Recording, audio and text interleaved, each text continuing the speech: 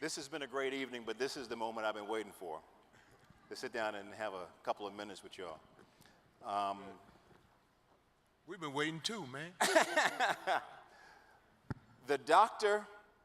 Ice Cube. You guys are known for your nicknames. You can go anywhere and people say, you can shorten it. Doc and Cube, they know who they're talking about. Where'd you first get the Doctor? He gave it to me when I met him 2 years ago. 2 years ago when he recruited me for the Big Three. No, I was actually in my friends used to just call me Doc or the Doctor. And middle school, high school, college, I had the nickname the Doctor, and then I went and played in the Rucker League in Harlem. And they started calling me Black Moses and Houdini. They started calling me all these other names, so I went over to the announcer and said, if you're gonna call me anything, just call me the Doctor. That's what a lot of my friends call me. So they said the Doctor. And Doctor really became publicized in Harlem. And I went to training camp in Virginia, to the Virginia Squires of the ABA. Rest in peace, ABA. And they had 3 people who they called Doc or Doctor. Really? Yeah. One was a trainer and one was one of the physicians. So our trainer, Bob Travellini, known as Chopper, said, well, you're gonna be Dr. J. And that's where the Dr. J came from. It came in my first year as a pro when I was 21 years old, and it stuck. You've been operating ever since? It's one of those things that stuck around. A little fun fact here. Dr. Dre is named Dr. Dre because of this man right here. Really? So, yes, he named himself Dr. Dre because he loved Dr. J. So, I wouldn't be here without him being named Dr. J, obviously. Where'd Ice Cube come from? It came from my brother CJ. He's 9 years older than me. And, you know, when I was going through puberty, he was never home because he was always out. But his girlfriends would call. And I try to mack him down, you know. Forget him, man. He with Carla. Who's this? And so I'd be snitching on him and everything, trying to mack him down. And he got wind of it because one of his girlfriends told him. And I don't know if they still do this, but when you was done with your refrigerator, you would put it on the curb, and people would come, you know, get it. And I used to hear about kids who would play in those refrigerators and not come out. Yeah. So we had one on our street, and my brother said, you know what I'm gonna do, man? Put you in that damn refrigerator down the street, and when they pull you out, your ass gonna be an Ice Cube. So I was like, so what, you know? So when I went outside, I told all my friends, don't call me O'Shea no more, man. My name Ice Cube, and that's just how it stuck. You liked it. I loved it. Yeah, I loved it. Okay. That's how it started. It's a real deal. Did he ever put you in the refrigerator? He couldn't put me in the refrigerator. I was too fast back then. I was too fast. We talked a lot on the stage, even backstage with Dion and with Cube, how much we looked up to you growing up. Who did you look up to in your younger days? Well, your hero. You know, Bill Russell. Bill William F. Russell. It's funny because, you know, Rick was saying how much he hated Boston, and then he became a Boston Celtic. And I hate Boston even now. But I love Bill Russell, and here's why I love Bill Russell. My sophomore year at University of Massachusetts is 1969. Bill Russell ends his career, and he ends as a player coach on a championship team. So his team won 11 championships in 13 seasons, and he was great. And he comes to the University of Massachusetts to speak, to give an address. And it was during our season, So I didn't get to go and hear him speak. So after he speaks, he comes over to when we're finishing practice at 7 or 8 o'clock or whatever, and he says, Julius, I hear you're pretty good. This is Bill Russell saying this to me, and I'm like a sophomore in college. And I'm like, yeah, I'm all right, I'm all right. So he says, would you like to go have a cup of coffee with me? And I didn't drink coffee then. So we go over to the student union, and I order a Coca-Cola, and he orders a coffee. 3 hours later, 3 hours, I didn't remember saying anything. I listened to it for 3 hours, man, and he extended the hand of friendship, to a 19-year-old for 3 hours. And then he got in his car and he drove back to Boston. And from UMass Amherst, it was a 90-mile drive. Who does that? William F. Russell does that. That's all right. William F. Russell. Quick note to y'all in the back, as you exit, shh, keep it down because we talking. Thank you. Thank you. Cube, your hero growing up, or heroes. Oh, man, I'm sitting next to one of them. I mean, Dr. J, he's the first player that I could register as a superstar. I was born in '69, the year that he had lunch with Russell. So it took me a minute to get into sports, and my brother CJ got me into basketball, and he told me about an amazing player who was a doctor. And I'm like, well, damn, is he a player or is he a doctor? And he said, wait till you see him play. And it was this man right here, and I was totally obsessed. I was totally obsessed with anything Dr. J. I remember begging my brother to take me to the movies to see The Fish That Saved Pittsburgh. And I was just amazed that this guy who played for real was a movie star too. I was like, damn, what can't this man do? And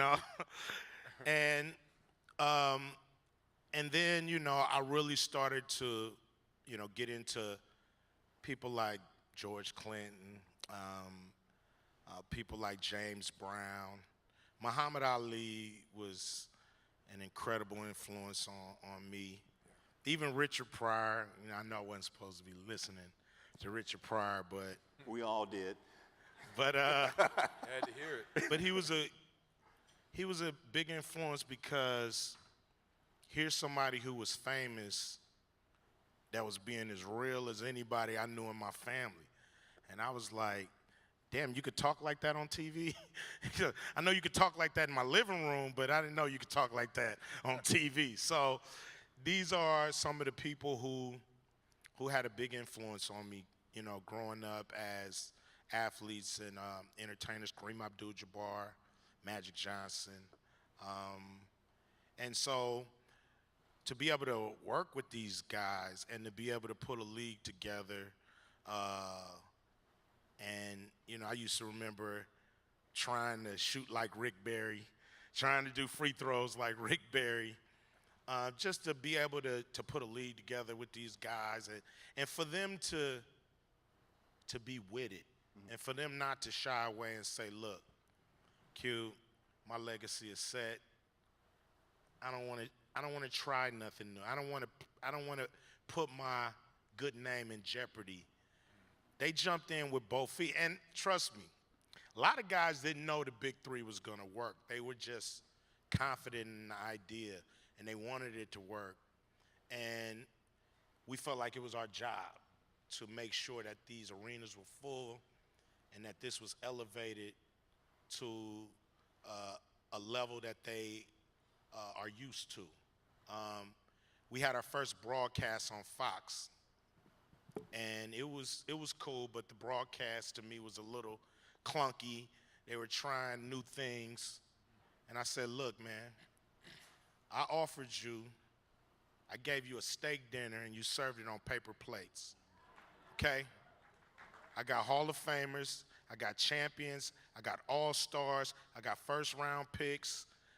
You gotta treat this like the best Thanksgiving dinner you've ever put on and shine these dudes like they deserve. And they got it right real quick. And it's just a great thing, and I'm honored to even just be sitting here with this man.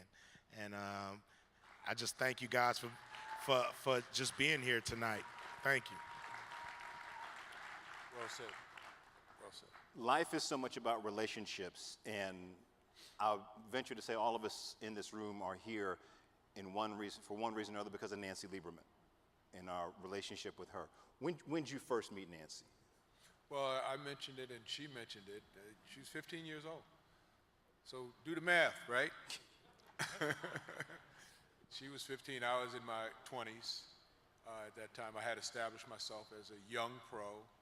And, you know, part of the protocol when you got into professional sports from your coaches or a high school coach or whatever is you do a collaboration, and Rick can attest to this and the other guys, do a collaboration and you set up, you know, just set up a camp. And it could start out as a 1-week camp, then move up to a 2-week camp, then a 4-week camp. And if you're really lucky, you do 8 weeks or whatever, and you make additional money because the compensation, you know, at that time, you know, was probably, it was clearly under $100,000. You know, when I started, you know, my first contract, I had a 4-year, $500,000 contract payable over 7 years. So the math on that, it was $71,000 a year. And Rick made even less when he started, because he started maybe 4 or 5 years ahead of me.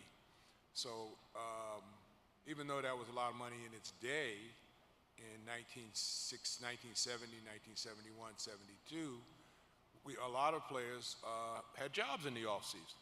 So you either set up camps, or if you were, you know, one of the smart guys, you went down to Wall Street and signed up and started doing and preparing for your life after basketball, because basketball and none of the sports were going to get you to lifetime earning status. You had to do something else. And if you did the math again, the average amount of time that a guy played professional basketball was 6 years. 7 years if you're lucky. Football was 5 years, 6 years if you're lucky. And baseball and hockey probably a little longer than both of those. So, so the camp idea was probably to compensate the economics and also, you know, get established in the community in the off season where you were doing something that somebody had done for you, you know, opened a gateway to be around the pros. So early in my teenage years, you know, I went to a couple of camps, Shamrock basketball camp, and I met Wayne Embry there. And ironically, Wayne followed me from the time I was about 15 years of age all the way up to draft day. And even though I was a pro with the Virginia Squires, he drafted me for the Milwaukee Bucks with the 12th pick. And that caused a whole controversy. But he had seen me from the time I was a teenager. And that was special. It, you know, brought about some love. I never played for Milwaukee, and they kind of wasted the pick at that time. But that's how it happens. What did you see in her, especially when she came up to you the next camp and said, "Hey, look, I got this gold medal. Look at my new medal." Yeah. The next year. Well, you know, she's a warrior. I mean, Lady Magic on the basketball court. Call somebody Lady Magic, they better have some of Magic Johnson's game. And it was more like, you know, Magic having some of her game too, because she was there first. And, you know, she was just gifted in terms of leadership.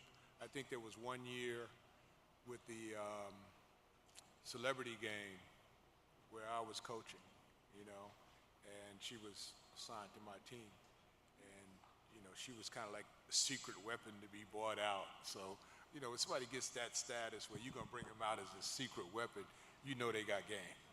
And she refuses to be defined by what she did on the basketball court. You know, when you were talking before about basketball, yeah, basketball is there. Basketball is there for me. You know, entertainment's there for him. But we refuse to be defined in a way that would limit us. You know, limit what we really are, because you know we're men and she's a woman, and we have the good fortune of being Americans, and we believe in the American dream. We really believe in the American dream. I speak for all of us because we live in proof of it. All right. You talked about calling her and making your pitch, and she's like, "Cut the BS, be real," and you hired her. And when, at what moment did you know that, yeah, I made the right decision? When she was asking me to hire one of her she has one of her friends, I guess, that work for the Sacramento Kings, I think. And she was like, "Do you guys got a guy who can cut up film for me and get it to me?" And I was like, "Oh, okay, we got a different kind of animal here.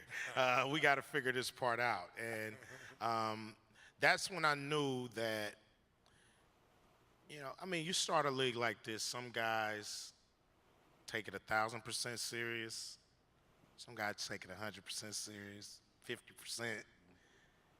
And I wanted a league that if you didn't prepare, if you didn't play hard, and you didn't take it serious, you didn't win. I didn't want you to be able to walk off the street and come in and put up buckets in the big three. Yeah. I think that would diminish what the league is about. It's hard to get a win in the big three, and you have to prepare. And so I knew that she was pushing our league in the right direction by taking the preparation serious, and that's why she's a champion. And she's set the standard, and they're going to be chasing her this season, the standard that she put in place. And she has some great players, but it's also her leadership. And so that's when I knew. That's when I knew that we made a great decision, and the basketball world is going to be better for it. Ladies and gentlemen, Julius, the Dr. Erving, Ice Cube.